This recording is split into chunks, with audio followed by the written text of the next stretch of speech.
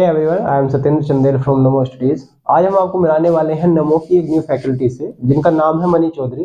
बात अगर क्वालिफिकेशन की करें तो इन्होंने डबल एमए किया है विद हिस्ट्री एंड इंग्लिश, और ये इसी के साथ बीएड भी कर चुकी हैं। टीचिंग में इनका एक्सपीरियंस 3 साल का है, और ये आपके लिए जीएस के रेगुलर वीडियोज आती रहेंगी। Thanks NaMo for introducing me. UP budget 23-24 की हम बात करते हैं आज। तो कुछ मैंने फैक्चुअल क्वेश्चंस बना लिए हैं जो एग्जाम में डायरेक्ट पूछे जाते हैं। तो अगर हम बात करें कि यूपी बजट सुरेश खन्ना के द्वारा, जो हमारे यूपी के वित्त मंत्री के द्वारा पेश किया गया, इस बार का फोकस क्या था? इस बार का जो फोकस रहा वो युवाओं पे रहा है। और जैसे इस बार का जो उद्देश्य था बजट का, तो इस बार का जो उद्देश्य रहा आत्मनिर्भर यूपी का निर्माण करना और यूपी को 1 ट्रिलियन अमेरिकी डॉलर की अर्थव्यवस्था बनाना है। अब ये हमारा मॉडल सोलर सिटी के रूप में विकसित किया गया था। कहाँ पर? अयोध्या में। लखनऊ में एक समिट हुई थी जो 10 से 12 फरवरी में हुई थी, और central UP global investor summit हुई थी। ठीक है।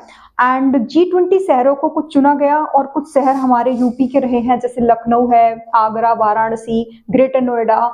तो G20 की 11 बैठक होंगी। या प्रथम स्थान, अगर हम यूपी की बात करें कि प्रथम स्थान किस किस में, यूपी प्रथम नंबर 1 पर है।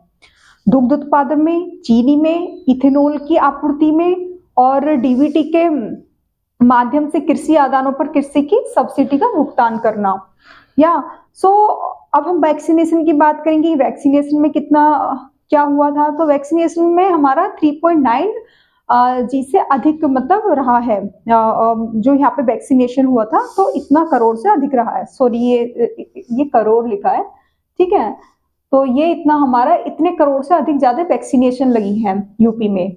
अब हम कुछ ये फैक्ट की बात कर लेते हैं। जैसे आवास की बात करिए, शौचालय की बात करी गई है, पीएम आवास योजना, एमएसएमई, लाभार्थियों को धन का हस्तांतरण, और स्मार्ट सिटी, कौशल विकास नीति, अटल पेंशन आदि की बात यूपी में की गई है। ठीक है। तो ये हमारे कुछ फैक्ट थे जो कि हमारे एग्जाम में ऐसे ही एज इट इज रखे मिलेंगे। यूपी का जो वार्षिक बजट का आकार वित्तीय वर्ष 23-24 के लिए 6.90 लाख करोड़ रुपए का आवंटन किया गया, जबकि लास्ट ईयर 6.15 लाख करोड़ की बात की गई थी। झांकी लिंक को चित्रकूट एक्सप्रेस वे के लिए 235 करोड़ रुपए आवंटित किए गए, जबकि ग्रामीण इलाकों का निर्माण इतने एरियाज में किया गया, और 18 किलोमीटर तक चौड़ा भी किया गया। मुख्यमंत्री समग्र ग्राम योजना के तहत ये सारे काम हुए। और नेक्स्ट क्वेश्चन है, किसान पाठशालों का आयोजन किस योजना के लिए किया जाएगा? द मिलियन फार्मर्स स्कूल्स के लिए किया गया, और जो इसका इनकम है इसको डबल किया गया, जबकि 2017-18 से ये शुरू किया गया था। ठीक है। अब ये यूनिटी मॉल की बात करते हैं कि यूनिटी मॉल के लिए कितना पैसा आवंटित किया गया? 200 करोड़ की बात की गई। और मेडिकल कॉलेज के लिए 2491 करोड़ का आवंटन किया गया। स्वास्थ्य मिशन के लिए 12,631 करोड़ का आवंटन किया गया। पीएम मातृ वंदना योजना के लिए 320 करोड़ का आवंटन किया गया। इसी तरह UP institute of pharma development के लिए 20 करोड़ की आवंटन किया गया। और एक क्वेश्चन है, राजकीय मेडिकल कॉलेज। राजकीय मेडिकल कॉलेज कहाँ पर? मेरठ में और प्रयागराज में। ठीक है। ये कुछ फैक्चुअल क्वेश्चंस हैं जो एग्जाम में डायरेक्ट पूछे जाते हैं। यूपी बजट में मेट्रो के लिए 100 करोड़ रुपए आवंटित किए गए, और ये वाराणसी से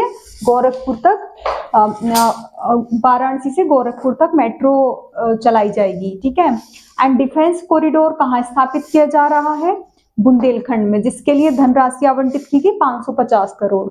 आवारा पशु जो हमारे इधर उधर स्ट्रेस एनिमल्स जो घूमते हैं उनके लिए 750 करोड़ आवंटित किए गए। स्मार्टफोन टैबलेट बांटे जाएंगे, किस योजना के तहत बांटे जाएंगे? स्वामी विवेकानंद युवा अधिकारिता योजना, और इसका जो आवंटन किया गया धनराशि 2600 करोड़ का किया गया है।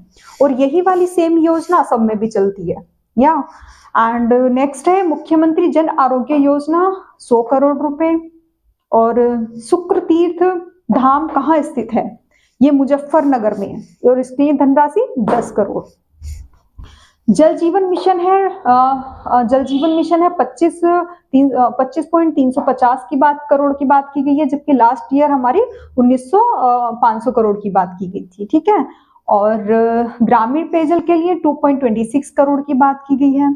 और इन योजनाओं के तहत क्या बात की गई कि यहाँ पे क्या होगा कि जो भी इम्प्योर वाटर है, जैसे गांव में जा जाके मतलब जैसे हेड पंप के थ्रू जो भी इम्प्योर वाटर है तो वहां पे चेक किया जाएगा, गंगा के किनारे जो भी गांव है वो वाटर चेक किया जाएगा कि कहाँ तक प्योर वाटर है, कहाँ का पानी पीने योग्य है। ठीक है, तो इन सब की बात की गई है। अब हमें ये फैक्चुअली याद क्यों करने, बिकॉज ये एग्जाम में ऐसे ही एज इट इज क्वेश्चंस रखे होते हैं, तो इसलिए हमें ये सारे क्वेश्चंस ध्यान में रखने हैं। ठीक है।